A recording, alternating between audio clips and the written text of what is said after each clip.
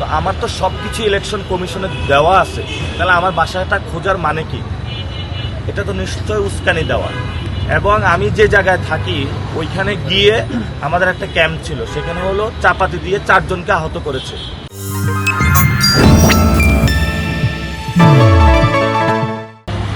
শেষ মুহূর্তে যেটা বলবো সেটা হলো আমাদের এখানে কেউ প্রতিদ্বন্দ্বী আমরা কারো নই বা কেউ নই, আমরা সবাই ভাই ভাই। তবে শর্ত একটাই, সন্ত্রাস, চাঁদাবাজি এবং দখলমুক্ত যারা আছে তারাই আমাদের ভাই, বাকিদেরকে আমাদের সংশোধন করতে হবে এবং পুনর্বাসন করতে হবে। সেটা একটা কষ্টসাধ্য প্রক্রিয়া, 50 বছরের প্র্যাকটিস তো সহজে হাল ছাড়া যায় না। এই জন্য বাংলাদেশে যখন প্রথমে টয়লেট এসেছিল, বাংলাদেশের মানুষ অনেকে ওয়াশরুমে যেত না, বাইরে ওয়াশরুম করতো। তো এটাতে অভ্যস্ত করানোর জন্য প্রথমে যখন এনজিওগুলো ওয়াশরুম নিয়ে আসে, এটাতে অনেক এডুকেশন করতে হচ্ছে তাদের। তো যারা এই ধরনের চাঁদাবাজি, সন্ত্রাসী 2 নাম্বারই করে, তাদের হলো ওই ওয়াশরুমের অবস্থা। এদেরকে এডুকেট করতে হবে আমাদেরকে, যাতে এরা ভালোভাবে ওয়াশরুমে যায়। সেজন্য এদেরকে আমাদের এডুকেট করতে হবে যাতে গণতন্ত্র চর্চা করে। এটা আমাদের একটু কষ্টসাধ্য হবে, তবে আমরা কষ্টটা মেনে নিচ্ছি এবং ইনশাল্লাহ আমরা আশা করি তাদেরকে পারবো এবং মানুষকে সাথে নিয়ে ইনশাল্লাহ তাদেরকে করবো। সবচেয়ে বড় যেটা বিষয়, অনেকে আমার নামে অনেক কথা বলেছে, আমি সত্যিকার অর্থে যেটা বলতে চাই, আমি ঢাকা 8-এই থাকি। এখানেই এনসিপির অফিস আমাদের এখানে, আমি প্রতিনিয়ত অফিস করি। আমি গত 2 বছরে গণ অভ্যুত্থানের আগ থেকে আমি সর্বোচ্চ রাতে 3 থেকে 4 ঘন্টা ঘুমিয়েছি। এত কাজ ছিল আমাদের। গত 18 মাসে আওয়ামী লীগের অনেকগুলো মুভমেন্ট হয়েছিল, সেগুলো ট্যাকল দিতে হয়েছে। গণ অভ্যুত্থানের সময় এত কাজ ছিল, সারাদিন রাত আমরা কাজ করেছি। যখন সরকার গঠন হয়েছিল 12 দিন একটানা না ঘুমিয়েছিলাম। এবং এর পূর্বে প্রতিনিয়ত আমাদের সময়গুলো গিয়েছিল গুলির মুখে। এবং এখনও ইনশাল্লাহ আমরা একটি গণতান্ত্রিক বাংলাদেশ গঠনের জন্য কাজ করে যাচ্ছি। আমার অনেকে বাসা জিজ্ঞেস করে, আমার বাসা পরিবারে। আমি বিবাহিত, আমার এক সন্তান আছে। এবং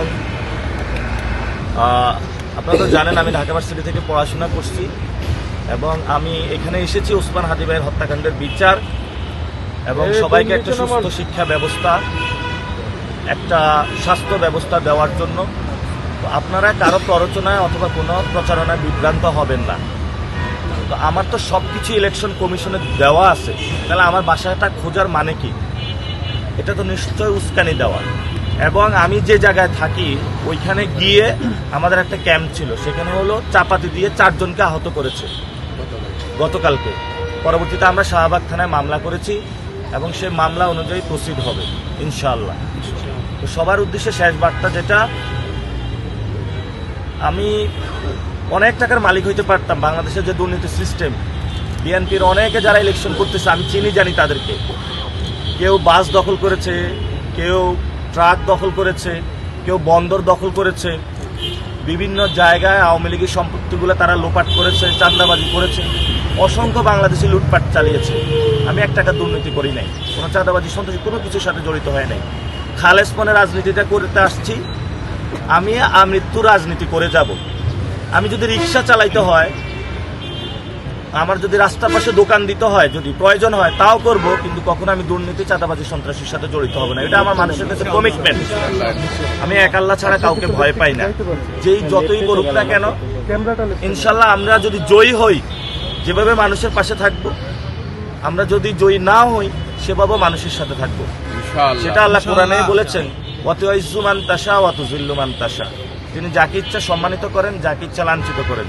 সব কিছু আমরা আল্লাহর কাছে সুপর্দ করলাম। আল্লাহ যদি চায় সম্মানিত করবেন, আল্লাহ যদি চায় লাঞ্ছিত করবেন। তো সেই জায়গাটা আমরা জনগণের হাতে ছেড়ে দিলাম। আপনারা যারা ঢাকা 8 আসনের ভাই এবং বোনেরা আছেন, আপনাদের কাছে প্লিজ রিকোয়েস্ট, আপনারা এমন একজন মানুষকে বেছে নেবেন যে ঢাকা 8টা গঠন করতে হবে, বাংলাদেশের পরিবর্তনের ডাক দিতে পারবে। এমন কাউকে চয়েস করবেন না যে মানুষটা আপনার সন্তানের প্রতিষ্ঠানকে দখল করবে। এমন কাউকে চয়েস করবেন না যে মানুষটা আপনার মা বাবার চিকিৎসার জন্য যে হসপিটালে যাবেন, সেই হসপিটালে সিন্ডিকেট গঠন করে রাখবে।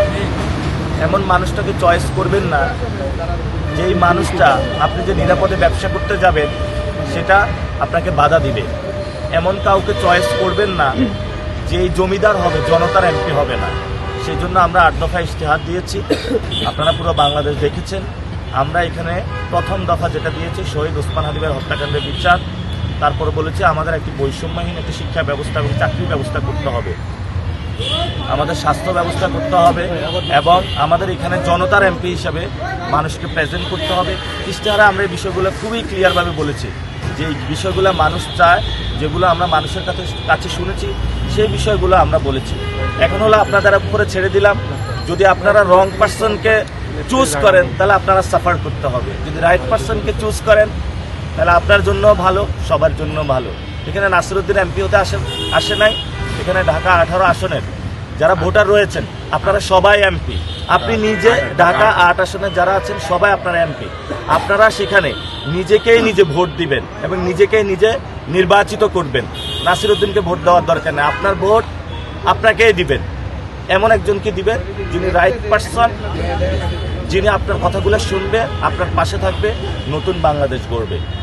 এবং আমি আরেকটা আপনাদের অ্যালার্মিং দিয়ে দেখি, জনতার সংসদ বড় সংসদ, এই যে বাকি যে আসনগুলায় গডফাদার আছে সেগুলো ইনশাল্লাহ আমরা আস্তে আস্তে এক্সপোজ করব। আমি আপনাদের বলি ঢাকা 18 আসনে জাহাঙ্গীর তার শ্যালক হলো চাঁদাবাজ, বড় চাঁদাবাজ, রবিউল ইসলাম নয়ন সন্ত্রাস, তারপরে হলো ইশরাক বিশাল চাঁদাবাজ, তারপরে হলো ঢাকা 7 হামিদ সে কি অস্ত্র ব্যবসায়ী, কাইয়ুম ভূমিদস্যু, আর নাম বলেন আপনারা, ঢাকা 10 রবিউল সে তো খুনি। এভাবে অসংখ্য জায়গায় দেখাতে পারবো যারা মানুষের উপর অত্যাচার করে যাচ্ছে। ইনশাল্লাহ সব জায়গায় পরিবর্তনের হাওয়া শুরু হয়েছে, পরিবর্তন হবে। নাসির ভাই, ভোটের দিন কেন্দ্রগুলো, আপনার কেন্দ্রগুলো নিয়ে কোনো আশঙ্কা রয়েছে কিনা? আশঙ্কা তো আছে। আপনারা বাংলাদেশের সকল মানুষ এই সময় ক্যামেরা রেডি রাখবেন, কোথাও যদি কেউ টাকা দিয়ে ভোট কিনতে চায় তারে পুলিশের হাতে তুলে দিবেন, কোথাও যদি অস্ত্রের মহড়া দেয় তাকে পুলিশের হাতে তুলে দিবেন। আশঙ্কা আছে, তারা প্রিপারেশন নিচ্ছে। বৈশাখী একটু নামান। তো এখানে এটা আমরা খোঁজ খবর পাচ্ছি, তাদের মধ্য থেকে আমরা খোঁজ খবর পাচ্ছি তারা অস্ত্র রেডি করতেছে এবং পুলিং এজেন্ট তারা বলছে 9টা থেকে 11টা পর্যন্ত তাদের ইনস্ট্রাকশন দিছে তোমরা এই সময় দখল করে ফেলবা। তারপরে নাসিরউদ্দিন পাটোয়ারি যখন হারার ভয় দেখবে তখন তোমরা সবাই দখল করে ও বসে যাবে। অনেক প্ল্যান করতেছে। আল্লাহ কোরআনে বলেছেন ও আমাকার আল্লাহ, তারা অনেক ষড়যন্ত্র করে, কিন্তু আল্লাহ তাআলা সবচেয়ে বড় হলো প্ল্যান করে।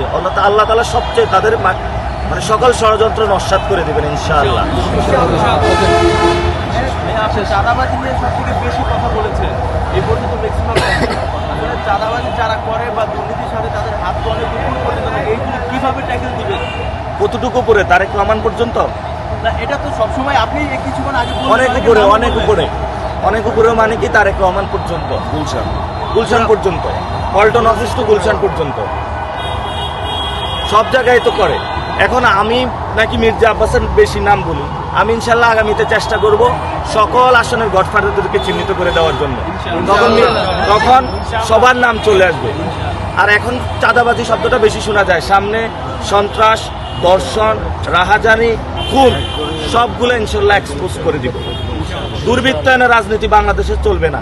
গণঅভ্যুত্থানে শহীদ হয়েছিল নতুন বাংলাদেশের জন্য, নতুন বাংলাদেশে নতুন রাজনীতি চলবে, যে রাজনীতিতে কোনো দুর্বৃত্তায়ন নাই, সন্ত্রাস নাই, চাঁদাবাজি নাই, দখলদারিত্ব নাই ইনশাআল্লাহ। নাসির ভাই, প্রচারণার একেবারে শেষ, আপনার প্রতিদ্বন্দ্বী প্রার্থী মির্জা আব্বাস আপনাকে চিনে না, কি বলবেন? উনি একবার বলে চিনে, আরেকবার বলে চিনে না। উনি কি অশিক্ষিত? শিক্ষিত না? মোবাইল আছে ওনার, মোবাইলে যা দেখবেন ইলেকশন কমিশনের ওয়েবসাইট আছে, প্রত্যেক প্রার্থীর হলফনামা থেকে শুরু করে সব কিছু দেওয়া আছে। আমি তো ওনার হলফনামা পড়েছি। দুনিয়ার ভরা দুর্নীতির জিনিস, মামলা আর মামলা, দুর্নীতির মামলা, সব প্রার্থীর দেওয়া আছে হলফনামা। উনি কি এটা পড়তে পারে না? ওনার মোবাইল নাই? বুঝি নাই।